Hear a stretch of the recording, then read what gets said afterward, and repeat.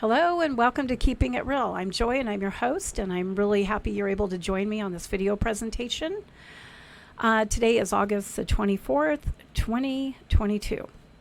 And I know I'm a little overdue in getting this video out. I do apologize with school starting, and I'm sure you all can identify with me. We get busy and that ends up taking priority. But the video presentation I have for you today is going to be well worth the wait. And I'm going to be diving into these world fairs of the 1800s. And I'm going to focus more on the Chicago World Fair, although there's others that were going on during the same time period within the United States and abroad in different countries, hundreds of them, as a matter of fact. But I'm just going to focus on this one during this video presentation because there's just so much material. It would just be too much to cover all of them. So we'll focus on this one. And the reason for this is very clear. There is a hidden history that has been kept from us. And it has taken me 5 years of research and diving into some of this material to really try to understand, which we still don't understand at all.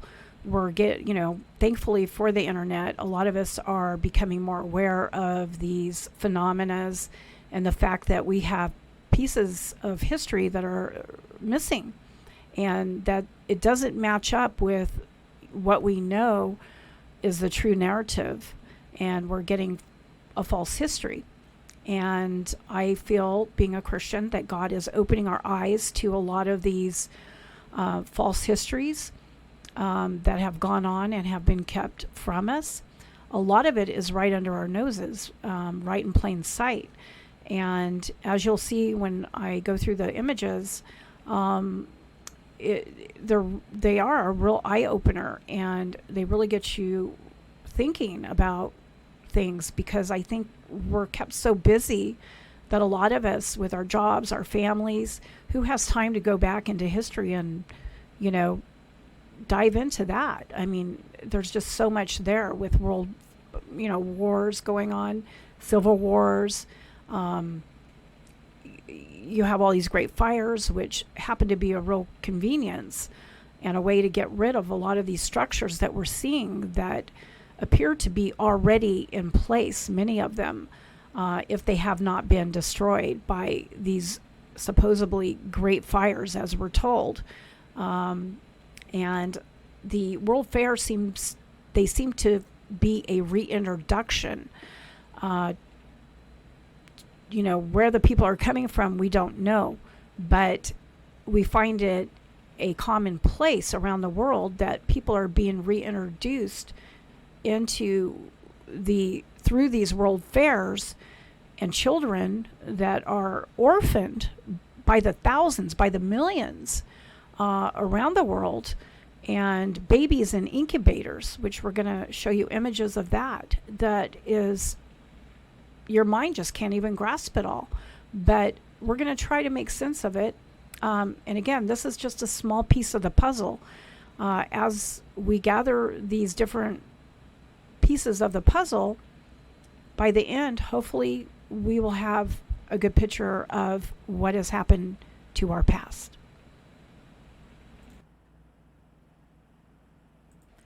Okay, and now the image that you're looking at now is an actual image of the Chicago World's Fair.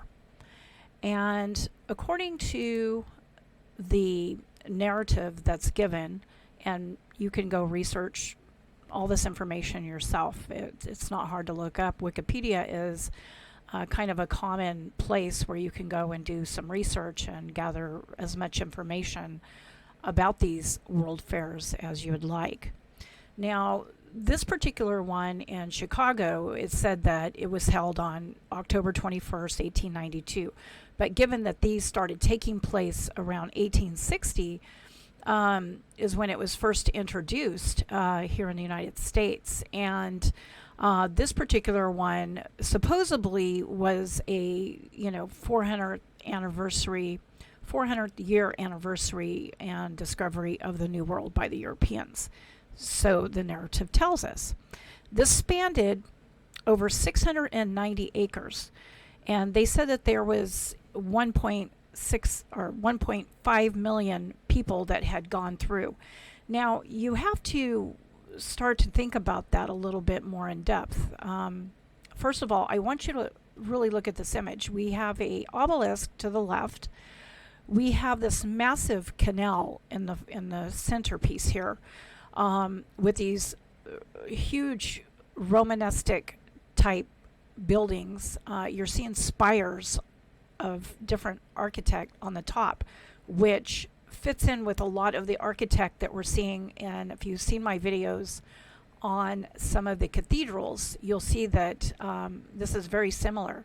As a matter of fact, if you go over into India and you look at some of the ancient sites over there, you'll see the same type of architect as what we're seeing here.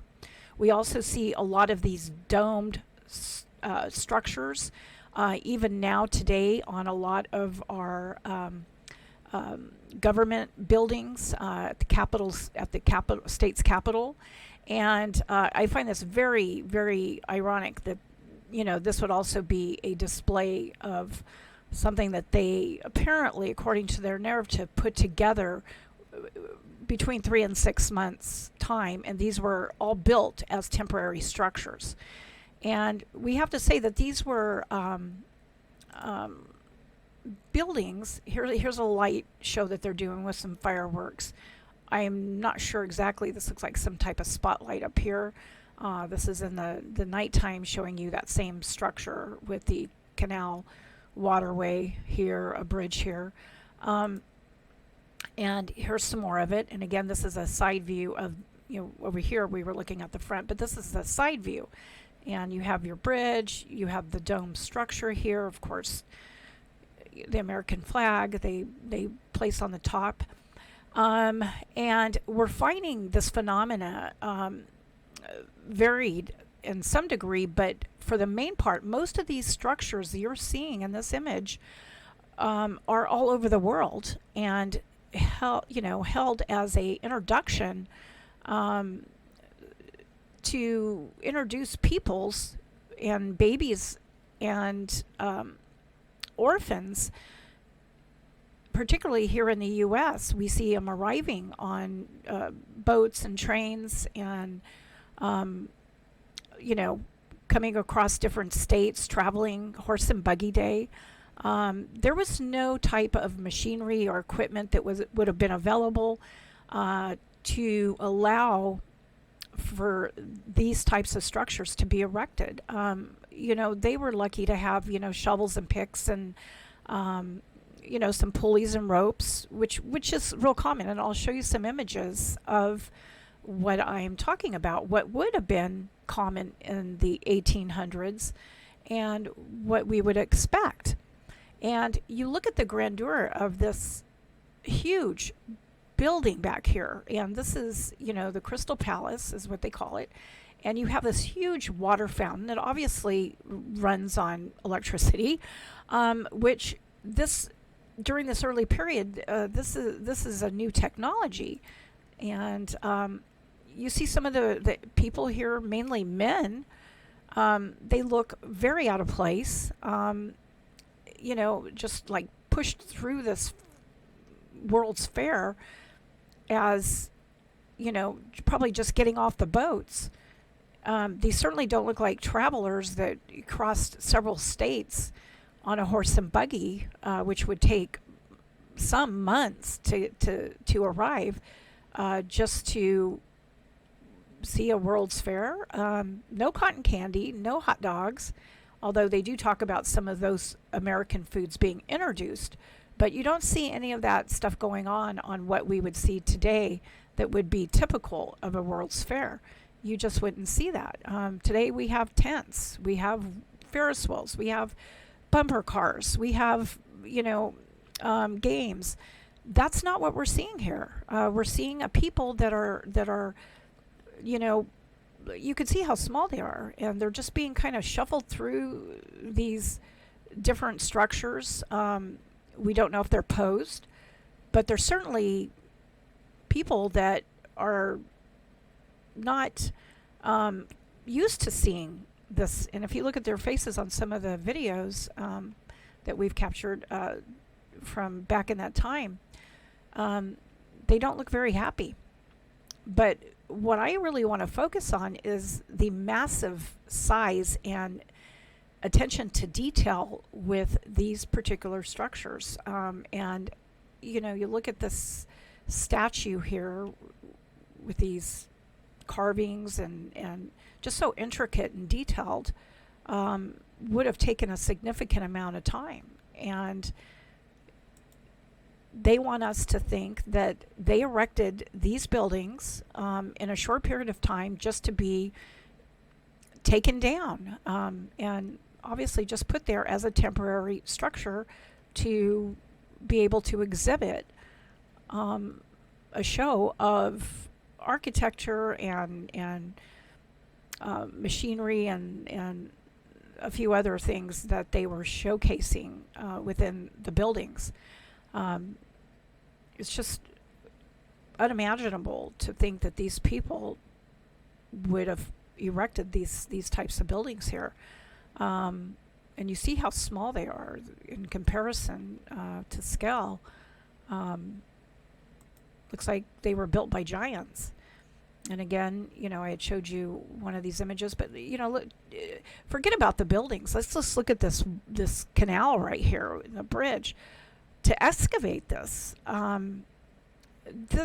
would be a major feat, and to do it in such a way where it's a temporary thing to entertain some people who could probably care less about any of this stuff, that just want to get on with their lives and get their families settled and get their crops out in the field and you know, start their lives. They certainly would not find any of this amusing for that time period. These are real images, and I want you to know that we did have photography back in this time. It started in the mid 1860s, so these are real images. You're not looking at any, you know, lithographed or anything like that, or any, you know, image that would have been today. These are images that were actually taken back during that time. And you look at this, I mean, this looks like the Statue of Liberty here. It's not, but to erect this as a showpiece for, you know, people in celebration of the United States becoming, you know, coming into its independence. I mean, it's crazy. It's absolutely crazy. And for them to think that we would believe that they are responsible for building all of this back during this time frame is ludicrous. Here you have these infant incubators. This was another common theme of these world fairs or expositions, which is what they were called much of the time. But infant incubators, and they would raffle off babies. I mean, it's hard to imagine that this is something that would be going on at a World's Fair, but it did. And you wonder, where are the parents of these babies? Where did these babies come from? You know, you go back and you read some of the false narratives that are given, and of course they would like us to believe that these babies were babies that were given up for adoption, that their parents were so poor they couldn't take care of them, or they were, you know, they came from, you know, across the sea, because obviously there was a lot of world wars going on during the same time frame, which would also add to this particular type of event, you know, preventing it in reality from happening. Or, you know, these were kids that were, you know, orphaned because of these world wars, and they brought them here to the States to be adopted out. And it's not just babies, but it's also small children that arrived on what they call orphan trains. Now, look at this photo here. You see a dead horse, obviously. This is a real image. And this was an image that was taken during that same time period in the actually mid 1800s. This was 1870. And this is what we would expect to see. We would expect to see a lot of poverty, people, struggling to survive and, getting on with their lives and, just starting over. You don't come with, all these technologies that would be required to build such structures as what we're seeing at these old world fairs of the 1800s.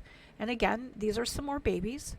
The narrative that they give us is, these were display models of a new technology, an incubator that was designed and put at the World's Fair as, as a show to show the technologies. Well, what about the babies? They don't talk about the babies, except the fact that these babies were being raffled off. Here's another one. And I'm going to go back to these other photos because I'm going to give you a different look at what would be expected for that time period, which we see here. This is a photo of a mud home, mud brick. This would be very common in that time period, and this photo was taken obviously in that time period because this is how settlers lived. You're finishing up a civil war, you're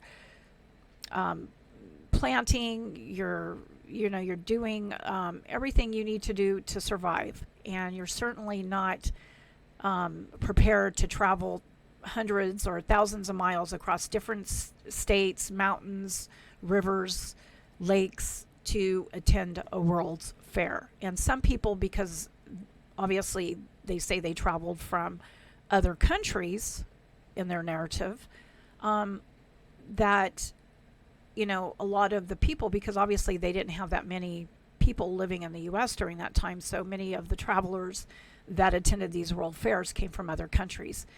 Now, can you just imagine that?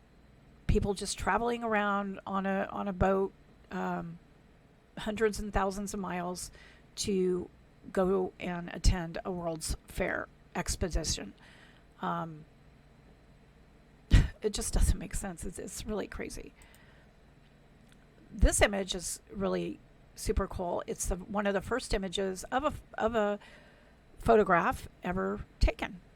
And again, that was mid 1860s is when photography really started to take off, which is really good because now a lot of us on the internet because of the internet, are able to get a lot of these images and do a lot of research and a lot of this material surfacing, which, like never before. And people are really starting to wake up to the fact that we're missing a chunk of history here. We're missing a chunk of time. And this does not fit in with what we would expect from this time period. You look at the images I showed you, and then you look at these images, and this again would be something that would be expected. You see a wooden structure because that's how they built. Either it was the mud bricks or they were chopping down trees because that's what is available at that time period and utilized to build their homes. And they used horse and buggy for pretty much everything. And again, that would still take a considerable amount of time. And, you have laborers here hauling coal. And again, wooden wheelbarrows, okay, which, that would probably be pretty advanced for even this time period. So, wooden scaffolding, pulleys, ropes, picks, shovels. That's what we would expect. And I'm not sure why they're in little suits here, some of these men, but the ones that we usually see in the crowds are men in suits and a hat, and they are always in these photos that seem to be posed photos. and we call those the inheritors, the controllers, the ones that do know what's going on and are, in cahoots introducing these people and children and babies with other inheritors into these countries where these structures are probably the remnants of what's left after a catastrophe cycle. And we're going to talk in great detail about these catastrophe cycles in some of my future videos, which will give you a little bit more information, another piece of the puzzle, which devastate, depending on the type of catastrophe it is. Most of these are cynical. We have solar outburst, and we also have magnetic pole changes that happen. And when these occur, they have devastating consequences. And a lot of times structures are wiped out. Buildings that are made of brick, they're completely melted, and I'll show you images of that. And, some of the areas are completely flooded with water and mud and debris. And we see that in a lot of the images, and especially some of the cathedrals. If you go look at my video on the cathedrals, you'll see that some of the structures actually still buried under the dirt and had not been completely dug out. So I'm not saying every structure had been completely buried, but many of them were, and a lot of them they destroyed. And it just so happens they're always talking about these great fires that just happen to destroy some of these ancient, not too ancient, structures. And again, this is another home, and this would be very typical of that time period. You see the family out here, and it looks like they have a washing machine, one of those hand washers that, again, that to them, that would be the latest technology. And, we have log cabins, which many of them lived in log cabins they were able to build. Even President Lincoln, his story and his childhood, he grew up in a log cabin very similar to this. A little bit bigger, of course, but this would be the standard. And, sometimes they would dig what they called dugouts. And families would live in there, a hole in the ground. And, I know people today that build these kind of structures, and of course they make them really fancy, and they are very efficient and don't require air conditioning, and they stay cool and very comfortable. And I could talk more on that all day long. And this now is a drawing, a lithograph of a home in the early 1900s. As you can see, they get a little bit more sophisticated in their building, and this one is obviously wood and a lot larger than the earlier images of the homes. But as time goes on, they get bigger, they get more sophisticated, they add more to it, and eventually they start building with brick and some of the stones and things like that and later concrete that we see today, that many are still standing.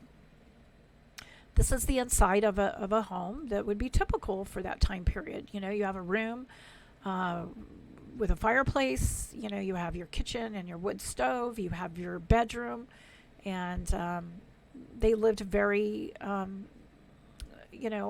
they certainly weren't elaborate in any way.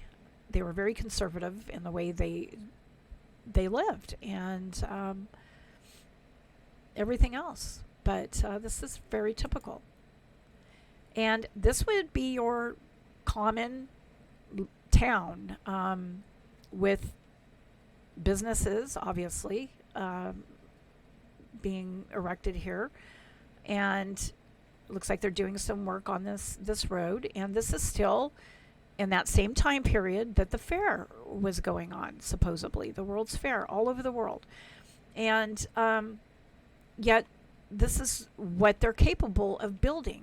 So can you envision these people that are building these structures, building the structures that I just showed you in this image here? It just does not fit the narrative, does it?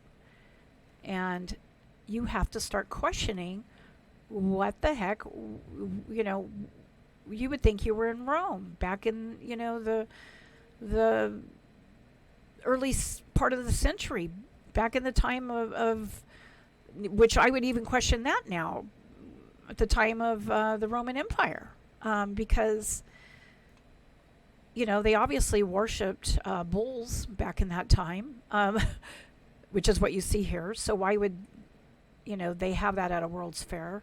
Why would they be replicating this? And why would all the other countries have the same architect going on at their World's Fairs? Which I will be showing some of that later in some of my future videos. But getting back to this, to this, is that what you think these people could build? Then why are they building this? Doesn't make sense. These are some more laborers, a wooden boat or ship, which is what would be available: wood, trees, pulleys, ropes. And this is the type of building that they would be capable of. Later in the early 19th century, you start getting a little busier. We're getting more technology. You have cable wires, or telegraph wires. You have electricity now, and things are moving along. But the majority of people are still in the horse and buggy, as you can see by this image.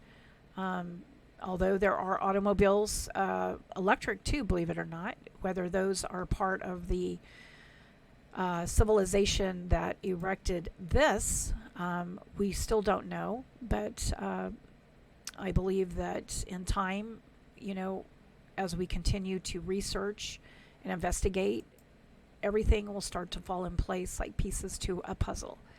So, but the elite are the ones that during this time period would have been driving the electric vehicles, some of them running on steam, because that was also introduced and came from Europe, that particular technology, which was introduced here in the U.S. during this time period here, as shown in this photo. So, and again, this is another town that is very typical for that time frame, but still horse and buggy. They use a lot of cows and bulls and things like that to pull their wagons, not just horse, but to handle some of the heavier labor. So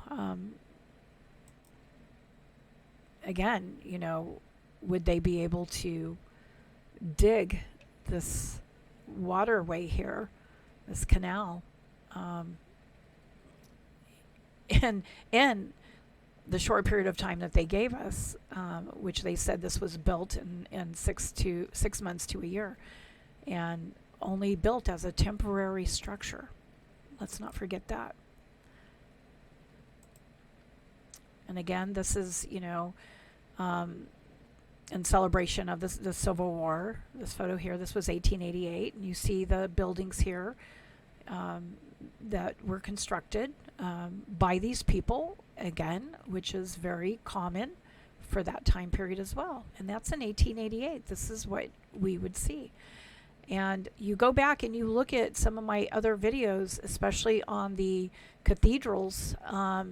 The ones in Utah are just mind-boggling, because that's the telltale sign right there that these people, whether it's Joseph Smith, he still fits into this time frame, and his small group of followers that went to Utah and erected some of those cathedrals. That that's a false narrative right there, because there's just no way that he could have. This is your typical town. Wooden structures, maybe a few mud houses, mud brick, but this is what we should see for that time period. And I'm going to close there. I am going to be uploading another video on the various world fairs going on during the same time frame, and give you an idea of what was happening around the world, and show you the connections and the parallels that can be made there with regards to the building and the people that were living in that time period, the early settlers, and how it is that we are to believe these false narratives that are put out. And these are something that are never talked about in school or in universities. They never touch on these world fairs. Why? Because they don't want you looking back in that direction. Just like these cynical catastrophe cycles that happen. Don't look at the sun. Don't look at the shifting magnetic pole, even though we're in one right now. They don't want you going there, and they'll sit there and tell you all this bull crap story of the magnetic poles changing and moving, but you don't need to worry about that, because a few grids may go down, a few satellites might get blown out, but it's nothing that you need to worry about, and it certainly won't disrupt your life. Maybe wreak a little havoc here and there, but nothing that you need to be concerned about. So, all lies. And people, I hope that you learn something, and I hope you do your own research into these phenomena. And please feel free to subscribe to my channel and get updated as I release my videos. And I thank you, and I love you, and God bless.